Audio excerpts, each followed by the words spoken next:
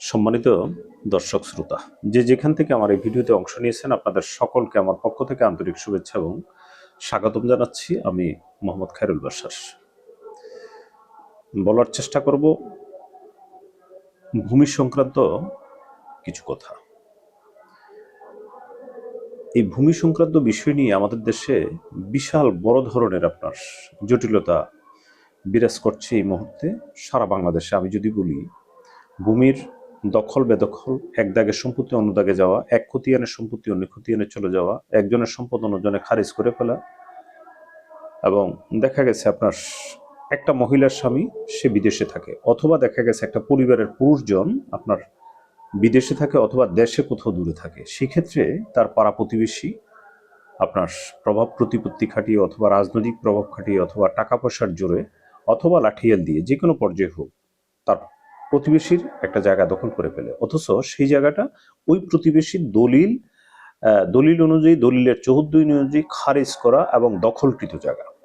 এখন সমস্যাটা হচ্ছে, এই যে সমস্যাটা আমাদের বাংলাদেশে চলতেছে, একজনের জায়গা আপনার একজন দখল করে ফেলে সেটা নিয়ে আপনার গ্রামীণভাবে আপনার দেন দরবার, তারপর ইউনিয়ন পরিষদের চেয়ারম্যানের কাছে যাওয়া, থানাতে মামলা করা, এডিএম কোর্টে আপনার 145, 188, তারপর আপনার কি বলে জেলা আদালতে আপনার খাস দখলের মামলা, শর্তের মামলা, আপিল, তারপর আপনার হাইকোর্ট, সুপ্রিম কোর্ট, এই যে বিশাল ঘটনাগুলা, এটা বাংলাদেশ শহর এবং লক্ষ লক্ষ পরিবার আজকে এই দখল বেদখলের প্রশ্নে হয়রানির শিকার হচ্ছে।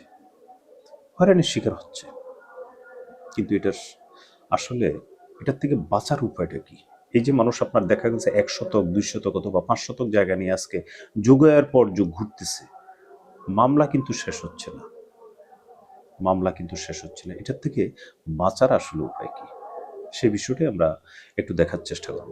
সম্মানিত দর্শক, আমরা যদি বিষয়টা এভাবে চিন্তা করি, যেমন আপনার কেউ যদি সম্পত্তি ক্রয় করে, সেক্ষেত্রে সরকারের তত্ত্বাবধানে আপনার তাকে দলিল রেজিস্ট্রেশন দেওয়া হয়ে থাকে একটা নির্দিষ্ট ফির মাধ্যমে, এবং পরবর্তীতে দলিলের 14 অনুযায়ী তাকে খারিজ প্রদান করা হয় আপনার ইউনিয়ন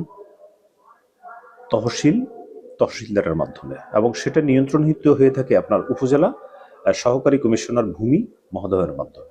এখন বিষয় হচ্ছে, জানা মতে যতটুকু জানতে পারি যে আপনার জমির দলিল যে রেজিস্ট্রেশন হয় সেটা হলো একটা মন্ত্রণালয়ের আন্ডারে, যতটুকু জানা গেছে। এটা বাইদা বাই, জানি না এটা সত্যতা কতটুকু। এবং আপনার এই যে ভূমি মন্ত্রণালয়, যেমন তহসিল অফিস আছে, আপনার এসিলেন্ট অফিস আছে, এটা নাকি আলাদা। এখন এটা সত্য মিথ্যা কতটুকু আছে সেটা হয়তো বলা মুশকিল আমরা সাধারণ মানুষ হিসেবে। তবে স্বাভাবিকভাবে আমরা যেটা দেখি, একটা দলিল হওয়ার পরে তখন এটাতে খারিজের প্রসঙ্গ আসে, সেক্ষেত্রে সরকার 1170 টাকার বিনিময়ে একটা খারিজ কিন্তু একটা দলিল গ্রহীতাকে আপনার প্রদান করে থাকেন দলিলের সহদ্দি অনুযায়ী। কিন্তু এখন সমস্যা হচ্ছে, দলিল ঠিক আছে, দলিলের লেখা ঠিক আছে, দাগ নাম্বার ঠিক আছে, চৌহদ্দি ঠিক আছে, মৌজা ঠিক আছে এবং জায়গা ঠিক আছে, এবং সে অনুযায়ী আপনার পরবর্তীতে ভূমি অফিস থেকে তাকে খারিজ দেওয়া হলো চৌহদ্দি অনুযায়ী। কিন্তু যে বিষয়টা দৃশ্যমান সেটা হচ্ছে, পরবর্তীতে যদি কোনো লোক আপনার দখল করে ফেলে, জোর করে দখল করে ফেলে, সেখানে আপনার যদি থানাতে যায় সেখানে সাক্ষীমুখির বিষয় আছে, ইউনিয়ন পরিষদে গেলে সেখানেও সাক্ষীর ব্যাপার, হয়রানি, তারপর এডিএম কোর্টে গেলে 145 মামলা, সেখানেও সাক্ষীর বিষয়, 188, তারপর আপনার জেলা আদালতে আপনার খাস দখল, সেখানে সাক্ষীর বিষয়, আবার তারপর যদি এটা না হয় শর্তের মামলা, সেখানেও সাক্ষীর বিষয়। অর্থাৎ শত তারিখ তার জীবনে শেষ হয়ে যায় একটা জমিতে যারা সমস্যা পড়ে আর কি। এবং সেখানেও যদি শেষ না হয়, আবার আপিলের মাধ্যমে সেটা কোথায় যায়? হাইকোর্টে। এবং সেখানেও যদি শেষ না হয়, সেটা আপনার যাচ্ছে আপনার সুপ্রিম কোর্টে। আপনি একটু ভেবে দেখেন আসলে ঘটনাটা আসলে কি।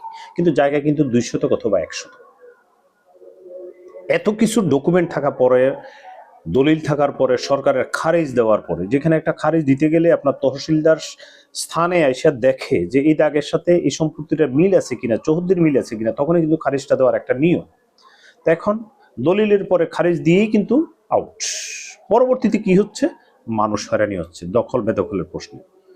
এখন যে বিষয়টা আমি ধারণা করছি অথবা আমি অনুমান করছি, যে এই বিষয়টা সংযোজন যদি করা যায় আরেকটা বিষয়, তাহলে হয়তো ভবিষ্যতে আর এই ধরনের ভূমি সংক্রান্ত দখল বেদখলের প্রশ্নে হয়তো মানুষ হয়রানির শিকার হবে না এবং মামলা মোকদ্দমায় জড়াতে হবে না। সেটা হচ্ছে, যেহেতু দলিল সরকার দিচ্ছে নির্দিষ্ট ফি এর মাধ্যমে, আপনারা কিন্তু কথাটা একবার না বুঝলে আরেকবার বোঝার চেষ্টা করবেন। আমি খুব সহজ ভাষায় বুঝতেছি।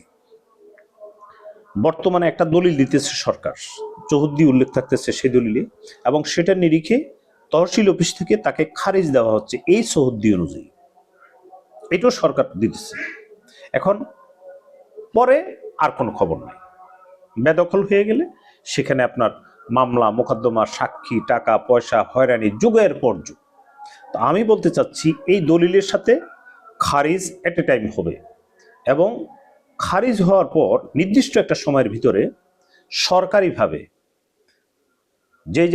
যেই জায়গাটাকে খারিজ দেওয়া হচ্ছে বা খারিজ রেডি করা হয়েছে, ভূমি অফিস থেকে ভূমি মন্ত্রণালয়ের অধীন আপনার সরকারি লোক আসবে, এবং সেইখানে সেই চৌহদ্দি মোতাবেক সরকারি ফিলার স্থাপিত হবে, এবং সেই ফিলারের মধ্যে নির্দিষ্ট কোড নাম্বার থাকবে, এবং সেই কোড নাম্বার এবং সিরিয়াল অনুযায়ী তাৎক্ষণিকভাবে সেটা একটা প্যান্টাগ্রাফের মাধ্যমে ভূমি অফিসের ডাটাবেজে চলে যাবে। আপনারা কিন্তু কথা খেয়াল করবেন। কিন্তু এখন যেটা আছে, একটা মানুষ দলিল করতেছে, দলিলের পরে খারিজ দিতেছে, এরপরে আর কিন্তু এখানে কোনো দায়বদ্ধতা থাকতেছে না গভর্নমেন্টের। তার জমি যদি অন্যজন দখল করে নেয়, সে হয়রানি হইতেছে, এইখানে কেউ দেখার কিন্তু কেউ নেই।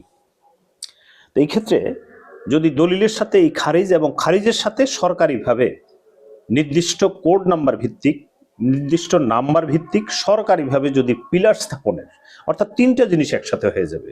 অর্থাৎ পিলার যেদিন বসবে, খারিজ থাকবে, সাথে দলিল থাকবে, স্থানীয় লোকজন থাকবে, ভূমি অফিস থেকে লোক থাকবে, তাদের থাকার মাধ্যমে, উপস্থিতির মাধ্যমে কোথায় এই দাগের ভিতরে কোন সম্পদটা, কোন চৌহদ্দিতে, কোন জায়গায়, কোন দিকে, পূবে পশ্চিমে, কোন জায়গায় কোন পিলারটা পড়তেছে এবং বসাইতেছে সরকারিভাবে ঢালাই করে, এই পিলারের নাম্বার টোটাল একটা ব্যবহার হোক, দুইটা ব্যবহার হোক, তিনটা ব্যবহার হোক, চারটা ব্যবহার হোক, ছয়টা ব্যবহার হোক, কোনো সমস্যা নেই। প্রত্যেকটা পিলারের মধ্যে আলাদা নাম্বার, কোড নাম্বার ইউজ থাকবে, এবং সেটা তাৎক্ষণিকভাবে সরজমিনে প্যান্টাগ্রাফে চলে যাবে, এবং প্যান্টাগ্রাফ থেকে ভূমি অফিসের ডাটাবেজে চলে যাবে।